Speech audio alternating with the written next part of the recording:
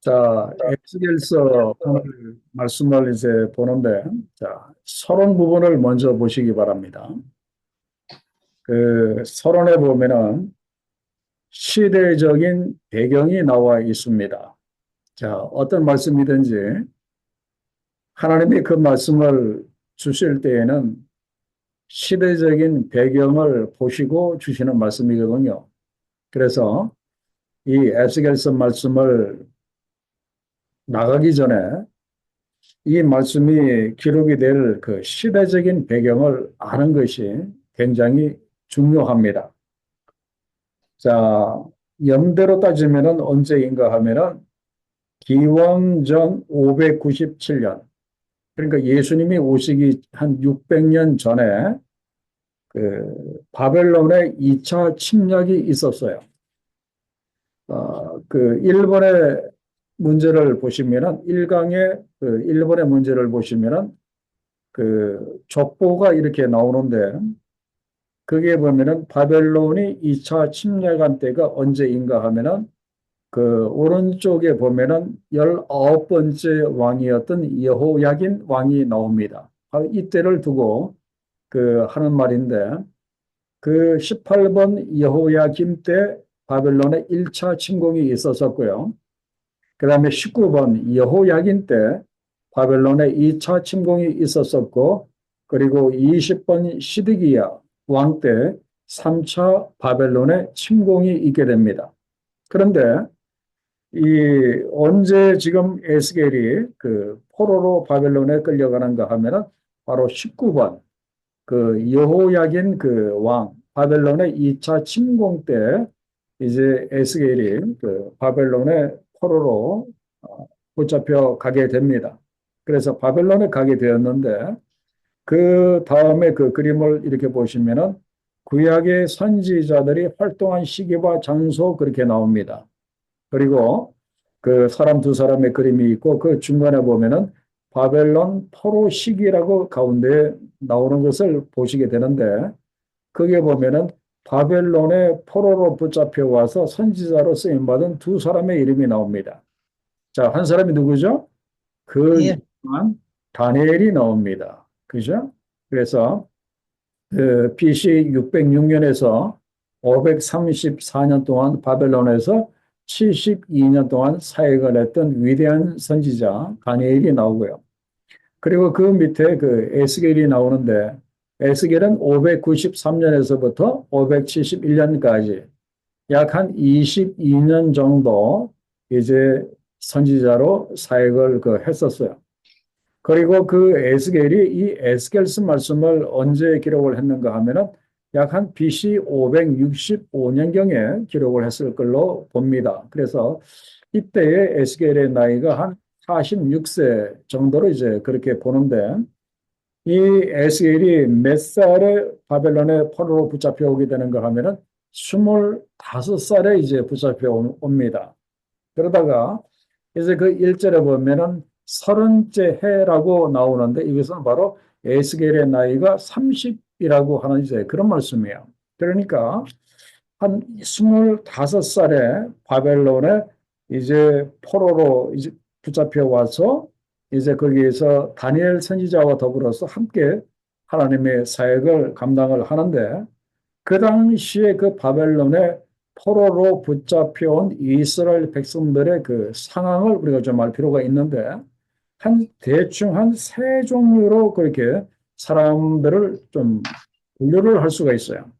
그 첫째는 누군가 하면은 그 망국의 울분을 터뜨리는 사람들이 당연히 있을 겁니다. 괜히 바벨론이 쳐들어와서 우리 그 남유다를 예루살렘을 멸망을 시키고 그리고 우리를 포로로 붙잡혀 온 거에 대한 그런 울분을 터뜨리는 이제 그런 그 사람들도 있었었고 또 두 번째는 이런 사람들도 있었을 거예요.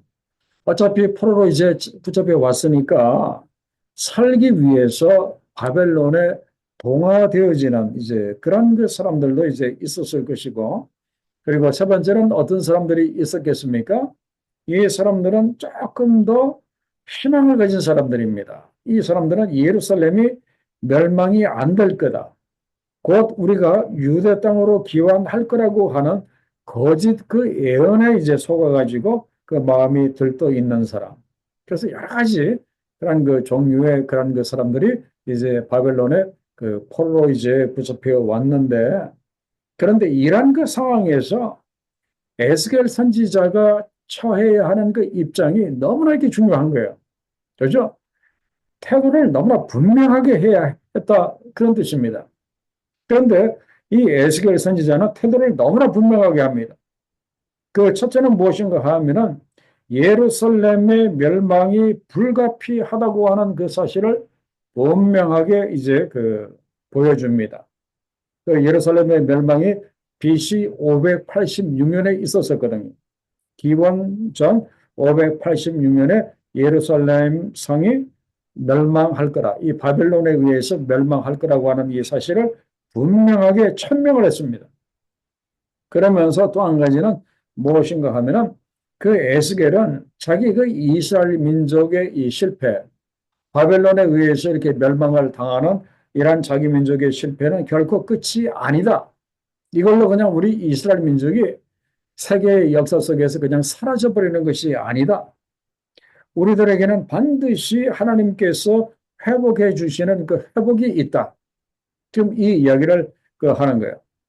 왜 그런가 하면은 이 에스겔 선지자는 자기네들이 믿는 그 하나님의 그 사랑은 변함이 없는 영원한 그런 그 사랑인 것을 누구보다도 이 에스겔 선지자가 확신을 하였기 때문에, 하나님의 사랑은 영원히 변함이 없는 사랑이고, 근데 우리가 잘못해서 하나님께 맞아서 비록 바벨론에 끌려와서 70년 포로 생활을 앞으로 할지라도, 그러나 그걸로 끝이 아니라 마지막에는 하나님이 우리를 회복시켜 주시고 다시 이스라엘 땅으로 우리를 인도하실 것이라고 하는 이 내용을 이 22년 동안 이 바벨론에서 선지 활동을 하면서 이 에스겔이 계속해서 한 이야기가 바로 이겁니다.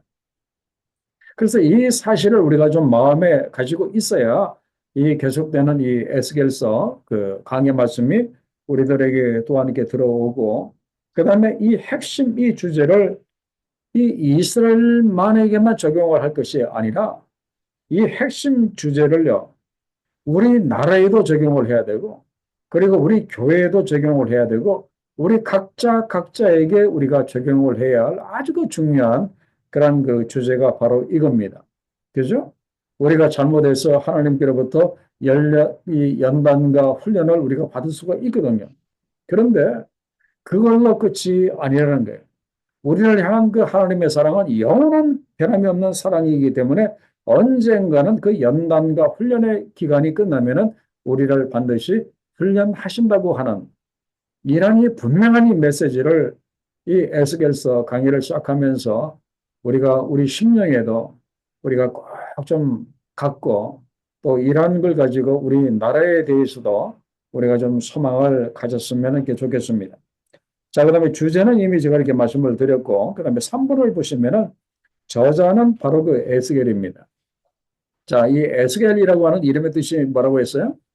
에스겔, 하나님이 강하게 하시다 라는 그 이름을 가지고 뜻이 있고, 그리고 하나님께서 단련시키시다. 그러니까 이 에스겔의 이름의 뜻은 무엇인가 하면은 하나님이 나를 단련시키셔서 나를 강하게 하신다는 이제 그런 그 이름이에요.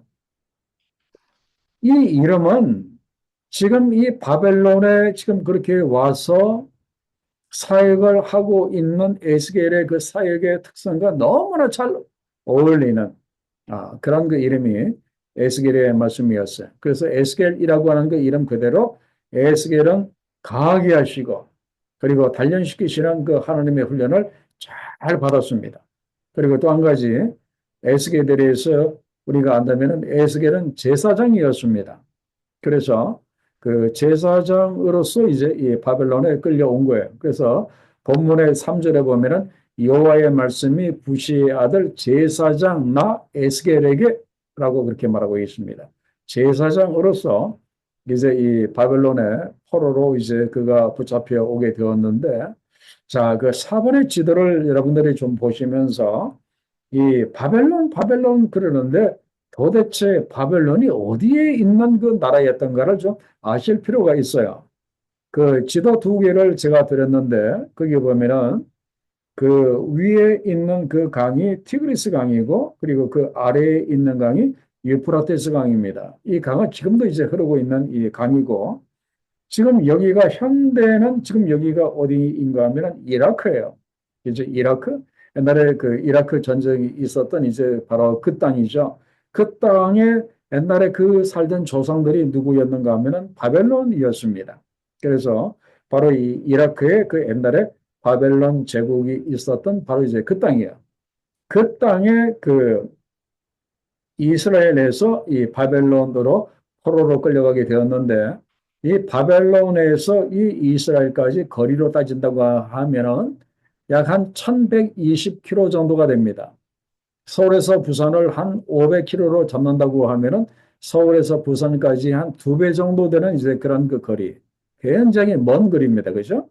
그 먼 거리를 이 사람들이 뭐 무엇을 타고 이제 끌려간 것도 아니고 걸어서 이 1120km를 이제 걸어서 이 바벨론의 포로로 이 이스라엘 사람들이 지금 이렇게 끌려왔습니다. 자, 이런 그 역사적인 이 배경에 대해서 좀 마음에 두고 자, 드디어 이제 본문의 말씀으로 들어갑니다. 자, 제1강이 에스겔이 본 하나님의 영광입니다. 제1강부터 제목이 참 이렇게 은혜가 됩니다. 하나님의 영광으로부터 이 에스겔서 말씀이 시작이 되는데, 자, 제가 처음에도 이렇게 말씀을 드린 것처럼 에스겔의 나이 25살에 끌려와가지고 약 한 5년이 지나고 난 다음에 그 에스겔이 30이 되었을 때에 그 에스겔이 어디에 있었는가 하면은 그발 강가에 있었었다 그렇게 나옵니다. 그래서 이 그발 강이라고 하는 것은 그 유명한 이제 그런 그 강인데 그 바벨론의 이 포로로 붙잡혀온 이스라엘 백성들이 이 그발 강가에서 그 눈물을 흘리며 이제 고국을 그리워했다고 하는 그 내용들이 많이 나오게 되는데 그 그발 강이 어디에 있는가 하면은 그 다음 지도를 이렇게 보시면은 바벨론 제국 그래가지고 그 유프라테스 강과 티그리스 강이 이제 만나게 되는 그 오른쪽에 보면은 그발강이라고 나와 있습니다. 그 티그리스 강과 유프라테스 강이 연결이 되는 그 조그마한 그 강이 바로 그 그발강이에요. 그리고 그 옆에 텔 아빕이라고 하는 곳에 있습니다. 지금 여기에 지금 이게 이 에스겔이 그리고 이스라엘 사람들이 끌려와서 텔 아빕에 있고 여기에서 그발강이 그렇게 멀지 않았던 것 같아요. 그래서 그발 강가에 가서 이제 예루살렘을 바라보고 이 이스라엘 백성들이 눈물을 이제 흘렸던 그런 그 실제적인 역사가 여기에 이렇게 있었습니다. 자, 여기서 우리가 생각을 해야 될 것이 무엇인가 하면은 지금 이 에스겔이 25살, 지금 그 제사장이 될 사람입니다. 실제적으로 제사장은 몇 살에 시작을 하는가 하면은 이스라엘에서는 30의 그 나이에 이제 제사장을 하게 돼요. 그리고 이 사람은 제사장 가문의 아들이기 때문에 이제 5년만 지나면은 제사장으로서 그 일을 해야 할 영적으로 중요한 일을 해야 할 그런 그 사람이기 때문에 자기 민족, 자기 나라에 대한 그 생각을 늘 해왔던 이제 그런 그 청년이었습니다. 그러한 그 청년이 이때에 무슨 생각을 했었을까? 우리 나름대로 생각을 하면은 내가 에스겔이라고 한다면은 내가 무슨 생각을 했겠습니까? 그냥 아무 생각하지 않고 있을 사람은 한 사람도 없을 거예요. 내가 에스겔이라고 한다면은 아마 이런 생각을 했을 것 같아요. 정말 하나님은 살아계실까? 정말 하나님이 살아계신다면은 우리에게 무엇 때문에 이같이 어려움을 이렇게 안겨주고 계시는가? 7년도 아니고 70년 포로로 우리가 있는다고 말씀을 하셨는데 도대체 이것이 무엇인가? 그분은 과연 전능하신 하나님이신가? 지금 우리가 포로로 끌려와서 이렇게 살고 있는데 고통을 당하고 있는데 하나님은 도대체 어디에 지금 계신다는 이렇게 말인가? 그분은 우리의 이 모든 것을 과연 알고 계시는 그런 그 하나님이신가? 과연 우리의 고통을 알고 계시는 그 하나님이신가? 정말 하나님께서 살아계시는 하나님이라고 한다면은 지금 여기 우리가 바벨론의 포로로 끌려왔는데 지금 여기에서도 우리와 함께 하고 계시는가? 과연 하나님이 우리를 바라보고 계시는가? 혹시 하나님이 역사를 방관하고 계시는 것은 아닌가? 우리가 이렇게 어려움을 겪게 되는 이 고통의 원인이 과연 무엇일까? 그리고 여기에서 1120km 떨어져 있는 지금 현재 조국 그 예루살렘에는 어떤 일이 지금 이렇게 벌어지고 있을까? 우리 조국의 미래는 어떨까? 아마 이 25살의 예비 제사장의 에스겔의 마음속에는 이러한 이 생각들이 굉장히 이렇게 많았을 거예요. 이러한 나라에 대한 걱정으로 늘 그렇게 고민하는 그에게 누가 지금 이렇게 나타났는가 하면은 자, 1절의 하반절에 보면은 하늘이 열립니다. 여기서 하늘이 열린다고 하는 것은 바로 하나님이 그 임하시는 거예요. 그죠? 하나님과 우리 인간 사이에 닫혀 있는 그 중간에 그런 그 문을 여시는 거예요. 그러면서 누가 보이는가 하면은 하나님의 모습이 이렇게 보이는 거예요. 에스겔, 나라를 위해서 고민하고 걱정하는 그 에스겔 선지자에게 하나님이 친히 자신의 모습을 이렇게 이렇게 주시는 거예요. 보여주고 계시는 거예요. 그리고 그 하나님이 하나님의 그 거룩하신 모습을 보여주실 뿐만 아니라 또 하나님이 3절에 보면은요, 하나님께서 에스겔에게 임하시면서 거기에 그 말씀을 하십니다. 하나님의 말씀을 하세요. 여호와의 말씀이 에스겔에게 특별히 임하였다. 그렇게 말씀합니다. 지금 무슨 말씀이 임했는지 아직은 잘 모르지만은 에스겔에게 하나님이 말씀을 하시고 그리고 또 하나 주신 것이 있습니다. 그것이 무엇인가 하면은 하나님의 그 권능, 하나님의 능력을 이렇게 주셨어요.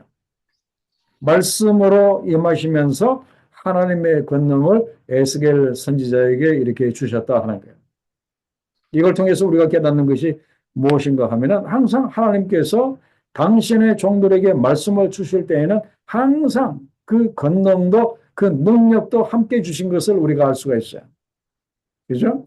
그렇기 때문에 말씀이 있는 곳에 하나님의 능력도 있고 말씀이 있는 곳에 하나님의 권능도 있다고 하는 이 사실을 여러분들이 꼭 기억하시기 바랍니다. 여러분들이 이렇게 매주 토요일 날 저녁에 아침에 이렇게 귀한 시간에 말씀 가운데 나오잖아요. 그래서 말씀을 받잖아요. 이때 하나님이 우리들에게 말씀을 주실 때 무엇도 같이 주시는가 하면은 하나님의 권능도 같이 주신다고 하는 이 사실을 여러분들이 믿으시기 바랍니다. 그래서 내가 말씀을 받을 때 나에게 하나님의 능력도 함께 임한다고 하는 것. 그래서 항상 내가 평생 말씀을 가까이 하고 말씀을 사랑하고 늘 말씀을 묵상하고 말씀 가운데 살을 때 늘 나에게 하나님의 능력도 함께 한다고 하는 이걸 믿으시고 이러한 그 체험이 여러분들에게 올 25년도에 충만하시기를 간절히 이렇게 바랍니다. 자, 그러면서 에스겔이 어디에 있다고 했습니까?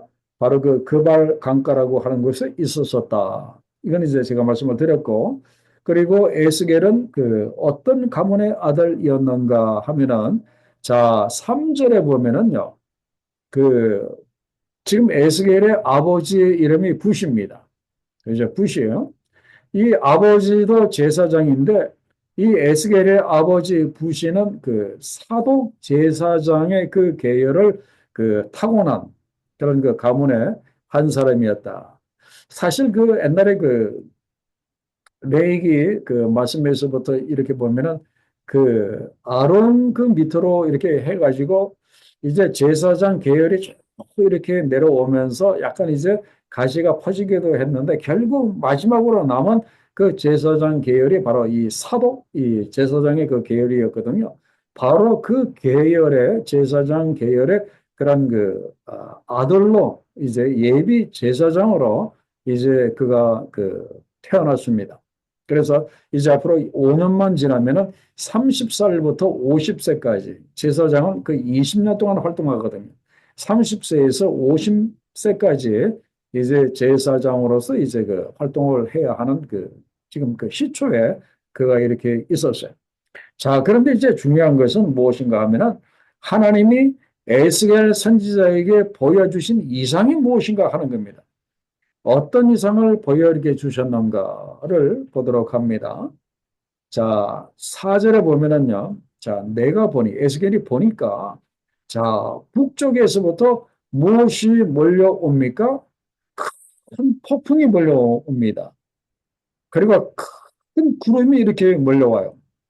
그러면서 그 속에서 불이 번쩍번쩍하고 빛이 사방으로 이렇게 비칩니다. 그러면서 이 불과 함께 이제 이것이 오는 것이 이렇게 보입니다. 이것은 바로 이제 그 이스라엘 백성들에게 무엇이 지금 그 임하고 있는가를 보여주고 있는가 하면은 바로 그 유다 왕국, 남유다 왕국, 이스라엘은 북이스라엘과 남유다로 갈라져 있죠. 그 남유다 왕국의 그 최후 멸망의 그 사건이 지금 가까이 오고 있는 거예요. 이 북쪽에서 내려올 나라는 어떤 나라입니까? 바벨론밖에 없거든요. 이 바벨론이 BC 586년에 이제 내려와서 이제 예루살렘을 멸망을 하는데 그 바벨론의 그 침공을 지금 이게 보여주고 계시는 거예요. 북쪽에서부터 폭풍과 큰 구름이 오면서 막 번개불이 막 번쩍번쩍하고 사방에 비치면서 불이 그렇게 하면서 이제 보이는데 그런데 자세히 보니까 그 속에 어떤 이상한 그런 그 모습의 그런 그 형체를 그 보게 돼요. 자, 그걸 이렇게 보시면은, 자, 그림을 보세요. 제가 여러분들에게 드린 그 그림을 보면은, 에스겔이 본 환상이라고 그렇게 나와 있는데, 그게 보면은, 사람인지 아닌지, 참 이제 그런 그 모습인데, 자, 5절 하반절에 보면은, 일단 전체적으로 볼 때는 사람의 형상이라고 했습니다. 그런데 사람이면 얼굴이 하나가 있어야 되는데, 얼굴이 네 개예요. 그리고 또 날개가 있는데 날개가 네 개입니다. 위로 두 개, 그리고 이제 이 다리 쪽을 가리고 있는 날개 두 개에서 네 개의 그런 그 날개가 그렇게 있습니다. 그리고 얼굴이 네 개라고 했는데 얼굴의 모양이 다 똑같지 않아요. 그 그림을 자세히 보시면은요. 자, 맨 앞에 보이는 이 얼굴은 사람의 얼굴입니다. 그죠? 그 다음에 오른쪽에 보이는 얼굴은 소의 얼굴이고, 자, 왼쪽에 보이는 얼굴은 사자의 그 얼굴이고, 저 뒤쪽에 얼굴 하나가 있는데 보이지 않는데, 그것은 독수리의 얼굴입니다. 자, 이러한 사람과 그리고 사자와 소와 독수리의 얼굴을 하고, 그리고 네 개의 날개를 가지고 있고, 그리고 발은 마치 송아지 그 발 같은 그런 그 모습을 한 참 아주 이상한 그런 그 모습의 이런 그 환상을 이제 다니엘이 그 보게 그 되는데요. 그런데 이런 이 모습은 그 우리가 요한계시록 말씀 우리가 공부했잖아요, 작년에. 그때 그 계시록 4장 7절과 9절에도 보면은 똑같은 이런 그 모습을 우리가 봤습니다. 그 사자와 같고 송아지와 같고 그리고 사람과 같고 그리고 독수리와 같은 형상을 한 그런 그 모습을 봤는데 그것이 어떤 그 존재라고 했습니까? 바로 하나님을 경배하고 찬양하고 하나님의 그 명을 수행을 하는 그러한 천상의 영적인 존재들이다. 그렇게 말씀을 드렸어요. 그러니까 천상의 영적인 존재들이 변할 리가 없잖아요. 뭐 처음 하나님이 만드실 때부터 지금까지 변할 리가 없어요. 그러니까 에스겔 선지자가 본 이런 그 영적인 존재의 모습과 그리고 이 사도 요한이 보았던 이 영적인 존재의 모습이 똑같은 거예요. 이제 이런 분의 모습이에요. 그런데 이제 궁금한 것이 무엇인가 하면은 왜 얼굴이 이렇게 다 틀리고 이렇게 사람과 사자와 소와 독수리 얼굴을 했었을까 하는 거예요. 이건 하나님께서 하늘에 있는 영적인 존재들, 이 천사들의 그러한 그 네 가지 기능을 보여주기 위해서 이 얼굴들을 네 가지로 지금 이렇게 말씀을 하시는 거예요. 자, 그렇다면 여러분들이 자, 제가 이제 퀴즈를 이렇게 드리는 것처럼 한번 생각을 한번 해보세요. 자, 사람의 얼굴을 보여주신 것은 천사의 어떤 기능을 이야기하고자 그 했겠습니까? 제가 그 참고로 드린 내용을 보면은 여러분들이 아시죠? 자, 그게 보면은 이 사람의 얼굴을 했다고 하는 것은 하나님의 형상대로 지음을 받은 자로서 영적, 인격적인 존재인 것을 암시를 한다. 그러면서 특별히 사람의 얼굴을 했다고 하는 것은 지혜를 사용하는 총명한 존재인 것을 나타낸다. 그래서 하늘에서 하나님을 수종드는 천사들은 굉장한 지혜를 가진 총명한 존재들입니다. 아주 대단한 게 존재들이에요. 그죠? 그리고 또, 자, 사자의 얼굴을 한번 보겠습니다. 자, 사자의 얼굴은 짐승 중에 가장 강인한 존재가 이 사자잖아요. 그래서 힘과 권능과 그리고 왕의 주권을 상징한다. 그래서 이 사자는 왕의 주권을 이제 상징을 하고요. 그 다음에 그 오른쪽에 소의 얼굴이 있는데 이 소는 충성과 그리고 봉사, 충성스럽게 봉사하는 이제 존재. 이 천상에 있는 이 천사들은 하나님 앞에서 충성스럽게 봉사하는 존재들이거든요. 자, 그 다음에 이 독수리의 얼굴은 이게 무엇이겠습니까? 이 독수리는 이 민첩함, 하늘로 높이 빨리 올라갈 수 있는 그런 그 민첩함, 그리고 이 고상함을 이제 상징을 한다. 이제 그렇게 볼 수가 이렇게 있습니다. 그래서 이 네 가지 생물은 어떤 면에서 보면은 그 영적인 존재들인 그 천사들의 그런 그 모습, 특별히 이 천사들의 그 네 가지 기능을 이제 잘 보여주는 그런 그 상징적인 그런 그 모습이다. 이제 그렇게 말씀을 이렇게 드릴 수가 있고, 사실 솔직히 우리가 지금 천국에 안 갔다 와 봤기 때문에 천사가 어떤 모습인지 우리는 잘 이렇게 모르거든요. 우리가 늘 생각하는 천사는 아주 그 예쁜 날개를 가지고 아주 예쁜 모습의 그런 그런 게 모습을 우리가 상상을 하는데, 그러나 에스겔이 보았던 이 천사의 모습과 그리고 사도 요한이 보았던 천사의 그 모습은 이제 이런 그렇게 모습이었다. 그렇게 생각을 할 수가 있고. 그런데 이제 참 재밌는 그 내용이 이제 그 다음 문제인데, 이 다음 문제를 이렇게 보시면은 제가 그 참고로 드린 그 내용이 이렇게 나와 있습니다. 그게 보면은 그 옛날에 그 이 기독교의 그 교부들이 이렇게 많았거든요. 그 중에 그 성 어거스틴 아주 유명한 이렇게 사람이잖아요. 그 교부들이 어떤 이야기를 그 했는가 하면은 예수 그리스도야말로 이 네 가지 이 그룹, 이 체르빔, 네 가지 천사의 모습을 그냥 그대로 다 가지고 있고, 그리고 그 모습을 완성하신 야훼 하나님, 여호와 하나님의 종이다. 이제 그런 말을 했어요. 그러면서 특별히 이 교부였던 그 성자 어거스틴이 사복음서에 예수 그리스도의 모습이 그냥 그대로 잘 나타나 있다. 아주 그 대단한 발견이라고 할까? 이제 그런 그 이야기를 했어요. 그래서 그걸 정리한 그 표가 그 밑에 보면은 도표로 그렇게 나와 있어요. 그래서 왼쪽에 보면은 내 생물의 얼굴과 그리고 사복음서에 나오는 예수님의 사역의 모습이 어떻게 일치가 되는가 이렇게 보면은 참게 재밌어요. 자, 첫째 사자를 보겠습니다. 이 사자의 얼굴을 한 이 모습은 마태복음과 맞다 그렇게 어스틴이 이야기를 했어요. 왜 그런가 하면은 우리가 이 마태복음 그러면은 마태복음은 무엇의 복음이라고 우리가 이야기합니까? 바로 왕으로 오신 예수 그리스도, 왕이신 예수님에 관한 그 말씀이 마태복음이거든요. 그래서 이 마태복음을 우리가 일명 왕의 복음이라고 이야기를 해요. 그렇기 때문에 이 마태복음은 바로 이 천사의 사자의 얼굴과 아주 잘 일치가 된다. 이제 그렇게 보았던 거예요.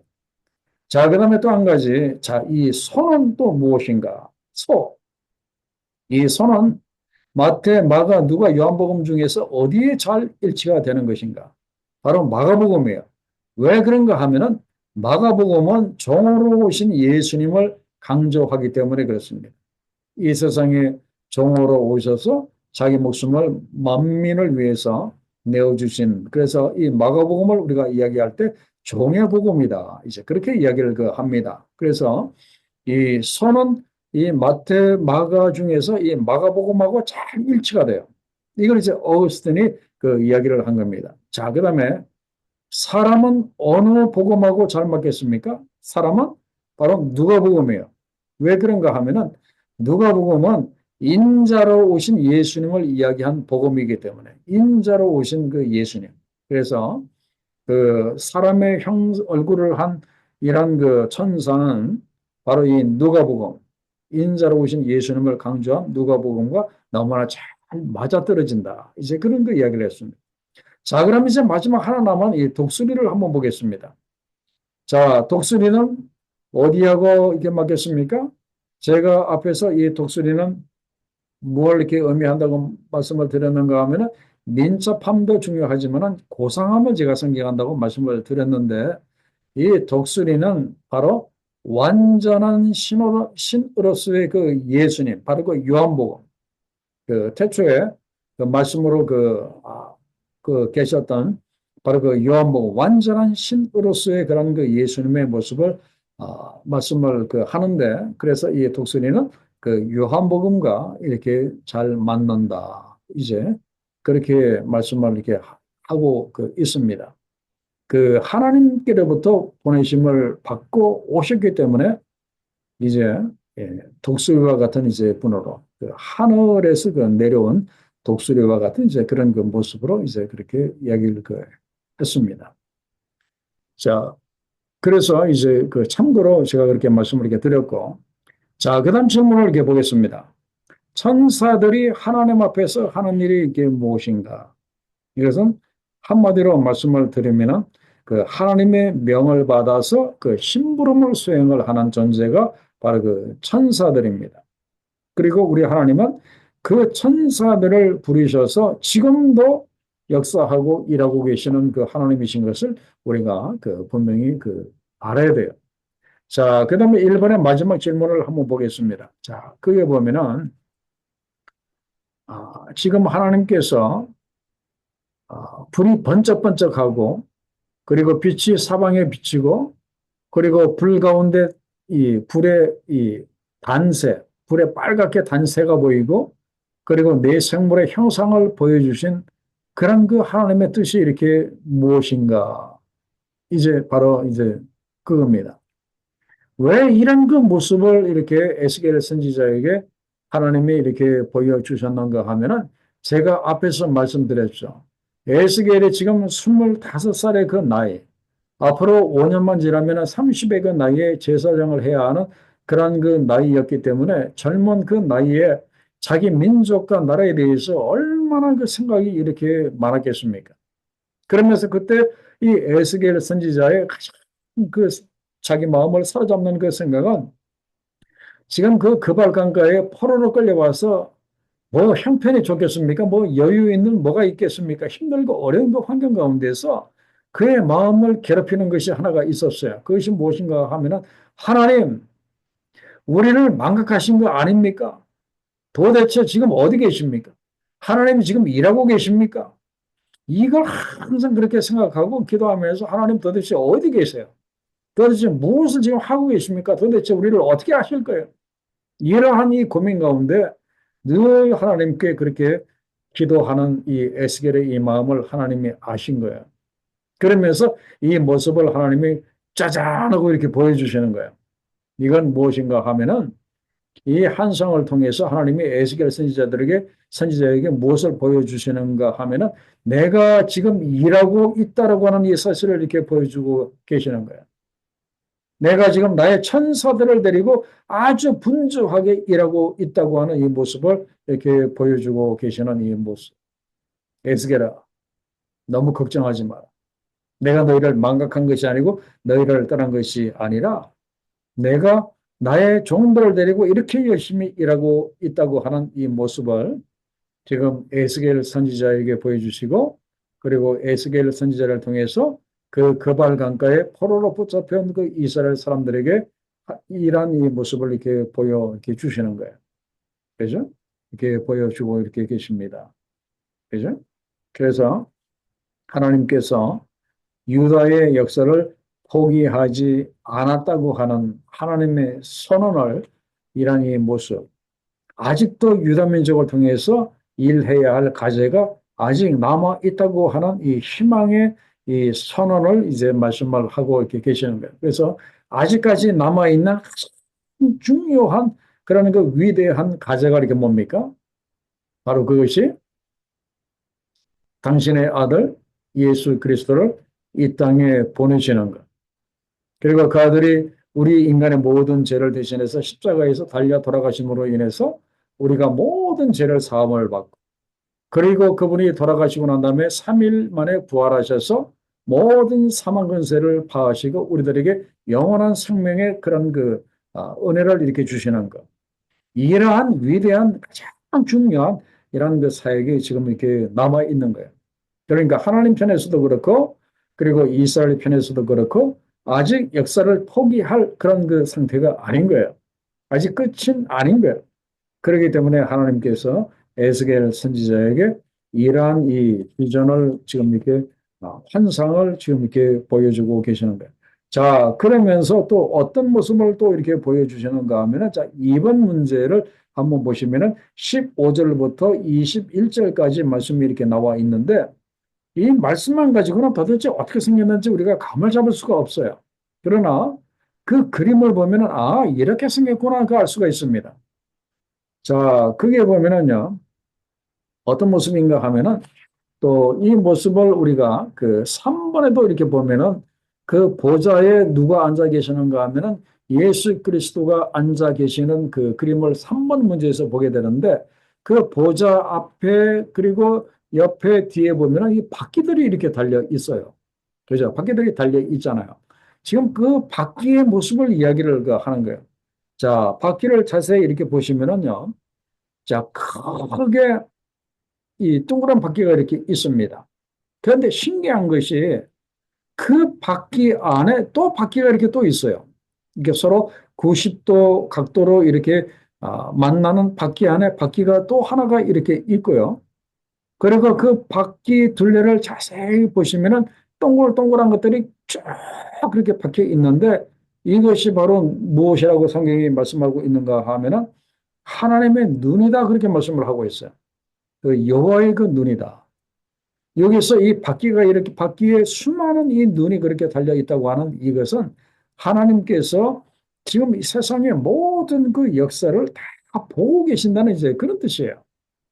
그죠? 보고 계신다고 하는 이제 그런 그 모습을 알 수가 있고, 그리고 또 한 가지, 이 바퀴는 이 땅에서 굴러가는 바퀴 아닙니까? 이 동그란 바퀴, 네모난 바퀴도 아니고, 이 동그란 바퀴는 땅에서 굴러가고 있다. 이건 어떤 그 의미를 주는가 하면은, 지금도 세상의 역사 속에서 열심히 일하고 계시는 그 하나님, 쉴 틈이 없이 계속 바퀴가 굴러가는 것처럼 계속 여기저기 다니면서 열심히 일하고 계시는 그런 그 하나님의 그 이미지를 보여주는 그 모습. 그래서 이 바퀴는 하나님의 그 이미지를 가장 아름답게 보여주는 그런 그 실체라고 보통 그런 그 이야기를 많이 합니다. 그러면서 그 하나님이 부리시는 이 네 생물들이 이 바퀴를 타고 다니면서 모든 세상을 다 하나님의 눈으로 바라보면서 이제 사역을 하는 이제 그런 이렇게 모습이에요. 자, 그러면서 수레바퀴의 특성에 대해서 보도록 하겠습니다. 자, 17절에 보면은, 자, 그들이 갈 때에는 그랬습니다. 자, 그들이 간다. 이 네 생물이 하나님의 명을 받아가지고 그 일을 하기 위해서 어디론가 지금 가는 거 아닙니까? 갈 때에 사방으로 향한 대로 돌이키지 아니하고 가며, 이것은 이렇게 무엇인가 하면은 이 계속해서 자유자재로 굴러다니는 어느 제한을 받지 않는 어디든지 갈 수 있는 이제 그런 것 밖에다 이제 그런 말이에요.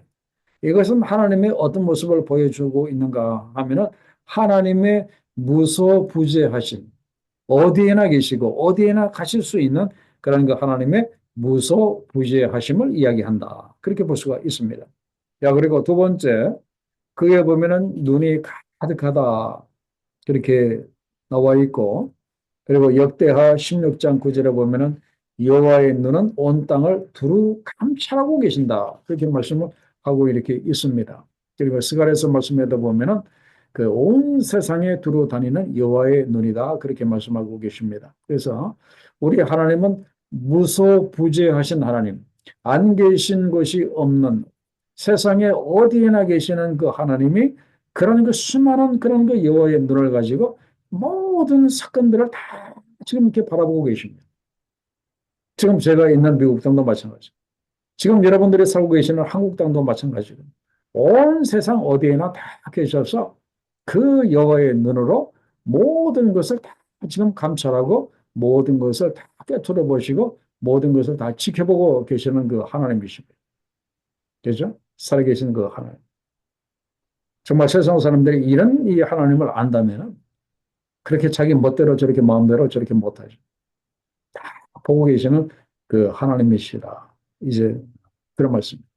그래서 어떤 면에서 보면은 자, 제가 하나 퀴즈 드릴게요. 이 세상에서 가장 열심히 일하는 사람이 누굽니까? 우리인 것 같은데 아니에요. 세상에서 가장 열심히 일하시는 분은 하나님이십니다. 그죠? 안 계신 것도 없고 모든 것을 다 보고 계시고 그리고 그의 그 천사들 그를 데리고 그의 천사들에게 이런 이 아름다운 이 바퀴 눈이 가득한 수레바퀴를 다 보내 그들에게 주어서 이걸 타고 다니면서 온 세상을 다니면서 하나님의 뜻을 이루기 위해서 수행하기 위해서 가장 열심히 일하시는 분이 바로 우리 하나님이시다. 이제 그거예요. 자, 그다음에 3번의 문제를 봅니다. 자, 3번에 보면은 에스겔이 자, 그 하늘의 문이 열렸다고 했죠. 그러면서 그 열린 그런 그 문을 통해서 하늘을 보니까 그 머리 위에 있는 궁창 위에 그죠? 그 생물들의 머리 위에 있는 그 생물들의 머리 위에 궁창이 있고 자 거기에 보좌의 형상이 있더라 그랬어요. 그래서 그 그림을 보시면은 이제 그 왕의 보좌가 이렇게 있습니다. 그런데 이 모양이 남보석과 같다 이제 그렇게 말씀을 하고 있어요. 아마 남보석의 그런 그 아주 그 아름다운 그런 그 빛이 이렇게 나는 것 같아요. 그리고 그 보좌에 누가 앉아 계신가 하면은 사람의 모양 같은 분이 그 앉아 있더라. 그렇게 말하고 있어요. 바로 이분이 누구인가 하면은 바로 내 생물을 부르시면서 열심히 하나님 보좌 옆에서 열심히 일하고 계시는 예수 그리스도의 모습을 지금 이렇게 말씀하고 계시는 거예요. 그죠? 그래서 그 보좌에 지금 그 사람의 모양을 하신 예수 그리스도. 하나님이 사람의 모양을 하시지는 않거든요. 그죠?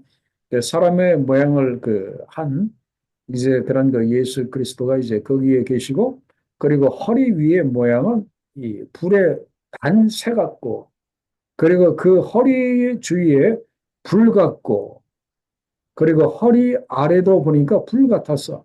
그러니까 이 예수 그리스도의 허리 아래는 전부 다 이 막 불이 그렇게 나오는 이제 그런 그렇게 모습이에요. 그러면서 그 불에서 또 강체가 그렇게 납니다.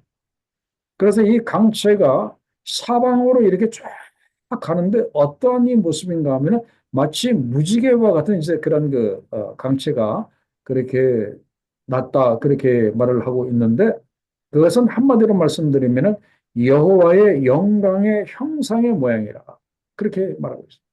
그러니까 예수 그리스도에게서 그 비춰져 나오는 그 아름다운 그런 그 강체는 무엇인가 하면은 바로 하나님의 영광의 그런 그 형상이요. 하나님의 영광의 그 모양으로서의 그런 그 빛이 쫙 지금 이렇게 예수님에게서 퍼져 이렇게 나오는 이제 그런 모습이에요. 이걸 보고 에스겔 선지자가 그냥 가만히 있을 수가 없잖아요. 엎드려서 이제 말씀하시는 그 예수 그리스도의 그런 그 음성을 이제 듣게 되는 이런 이 모습을 이렇게 보게 이렇게 됩니다. 자, 우리가 이제 여기에서 그 생각할 것이 무엇인가 하면은 지금 그 북이스라엘은 이미 BC 722년도에 이미 망했어요. 이제 남유다가 이제 남아 있는데 이들 역시 하나님의 말씀대로 순종하지 아니하고 늘 뭡니까? 우상 숭배에 정말 끝을 다니던 이 백성들. 하나님 이제 도저히 이제 그냥 두실 수가 없는 이 상태에서 이제 바벨론을 통해서 하나님이 이제 그 심판을 그 하시는데 그런데 이제 그런 이제 이렇게 모습이에요. 자, 그러면서 이제 이 모습을 통해서 어떤 그 비전을 우리들에게 주고 계시는가 하면은 이 보좌에 앉아서 이렇게 열심히 일하고 계시는 이 예수 그리스도의 이런 그 모습을 이렇게 이렇게 주고 계시거든요. 이거는 곧 바로 이제 무엇을 통해서 성취가 되는가 하면은 그 이스라엘이 비록 586년에 BC 586년에 예루살렘이 망하고 그다음에 거의 뭐 나라가 없이 뭐 그렇게 하다가 결국 그 로마의 그런 그 속국으로 지배를 이제 그렇게 받게 되는데 그런 그 망해가는 이스라엘의 그 역사를 하나님이 그냥 그대로 두실 수가 없어서 하나님이 그 역사 속에 자신의 그 뜻을 이루기 위해서 어느 날 이제 오시게 되죠. 그 육신의 그 모습을 입고 이제 예수 그리스도의 그 모습으로 우리 가운데 이렇게 찾아오십니다.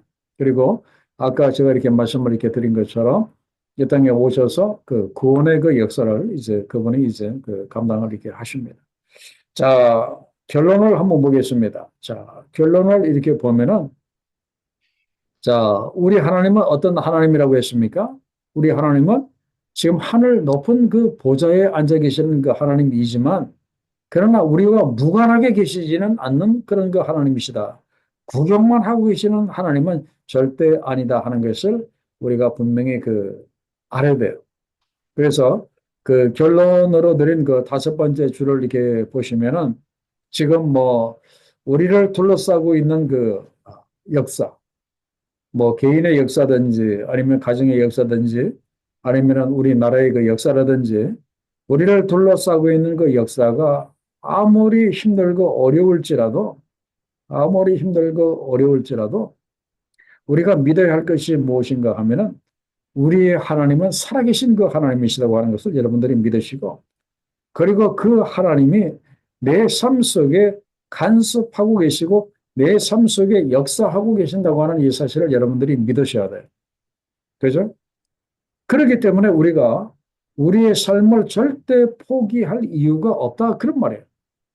왜 그런가 하면은 아까 그 에스겔이 이야기한 것처럼 비록 자기네들이 하나님께 잘못해서 이렇게 바벨론에 끌려와서 이렇게 심판받고 이렇게 힘들지만은 그러나 언젠가는 하나님이 이스라엘 백성들을 회복시킬 것을 그 에스겔 선지자가 확신하고 쓴 말씀이 바로 이 에스겔서 이렇게 말씀이거든요. 그렇기 때문에 오늘 우리가 받아들여야 할 이 내용이 바로 이겁니다. 그것이 무엇인가 하면은 비록 우리가 이렇게 힘들고 그리고 어려운 가운데 우리가 이렇게 있지만은 우리들에게 회복의 소망이 있다고 하는 이 사실을 여러분들이 받아 이렇게 들으셔야 돼요. 왜 그런가 하면은 우리 하나님은 우리를 영원히 사랑하시는 그런 그 사랑의 하나님이시기 때문에 언젠가는 온 세상을 회복시키시고 그리고 작게는 우리 개인의 그런 그 회복을 주실 것이라고 하는 이 사실을 우리가 에스겔서 오늘 1강 말씀을 통해서 우리 10년 가운데 받아들이고 지금 뭐 시국이 힘들고 어려울지라도 여러분들이 살아계신 하나님 그 수많은 눈을 가지고 지금도 다 쳐다보고 바라보고 계시는 그 하나님을 여러분들이 소망하시면서 여러분들이 용기를 갖고 또 소망하시는 여러분 모두가 될 수 있기를 우리 주의 이름으로 간절히 축원합니다. 자, 기도하겠습니다. 아버지 하나님 이제 25년도 새롭게 시작하면서 저희들에게 에스겔서 귀한 말씀을 허락해 주시면서 이 말씀을 통해서 온 세상을 저희가 바라볼 수 있는 이런 영화를 저희들에게 허락해 주셔서 너무나 감사합니다. 아버지 온 세상이 힘들고 어려울지라도 그러나 우리 하나님 살아계셔서 역사하시고 그 여호와의 눈을 가지고 온 세상을 이제 두루다니시며 모든 것을 지켜보시는 하나님 언젠가는 모든 세상을 회복하시고 우리를 회복하실 이 소망을 우리들이 오늘 말씀을 통해서 받게 하셔서 너무나 감사합니다. 힘들고 어렵다고 저희들이 좌절하고 절망하고 포기하지 않도록 하나님 도와주시고 지금도 살아계셔서 그 놀라우신 사랑과 은혜로 우리 가운데 함께 하시는 하나님을 믿고 우리가 힘들고 어려운 이 마지막 때를 잘 보낼 수 있도록 저희 우리 주님 다시 오실 때 우리가 주님을 이제 영화롭게 맞이하는 우리 모두가 될 수 있도록 하나님 축복하시고 인도해 주시옵소서. 감사하오며 예수님의 결신 이름으로 기도하옵나이다. 아멘.